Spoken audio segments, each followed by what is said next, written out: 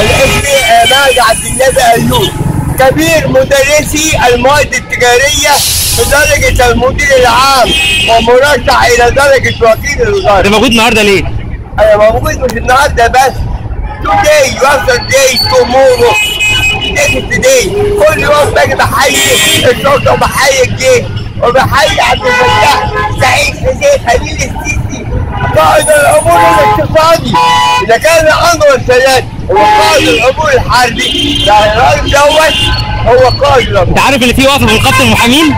انا عارف بس خلي بالك الوقفه ديت ليه؟ عشان انا في واحد نائب مأمور ضرب محامي.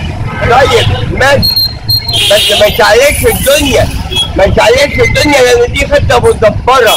واحد يقول لك الكرسي واقف مع صاحبي، واقف مع محامي، واقف مع استاذ جامعه، دي خطه مدبره. واجب ان احنا كمتعلمين يجب ان نخلع ايديها لان هم بيشغلونا. دلوقتي الارهاب لقد بدا الارهاب موتا اكلينيكيا على فراش الوطنيه المصريه. انت تقول ايه للمحامين؟ انا بقول للمحامين ان احنا نقعد مع الشرطه ونفتح وكل واحد يسبب بحقها وما نخليش الشرف. ايوه طب ما في محامي اتضرب. ايوه اتضرب بس خلي بالك يا ابني. طب انا مدرس اهوت هو بقعد في الباص وبيجي عليا ناس بره بيشتموني وبياخدوا جلد، انا باخد جلده. ايوه المحامي اتضرب بس خلي بالك ما هو الضابط برضه بني ادم لحم ودم، ممكن يبقى فيه كلمه كبرتك الضابط. ما هو الضابط كده هو انا ما اقدرش احكم. اللي يحكم ايه؟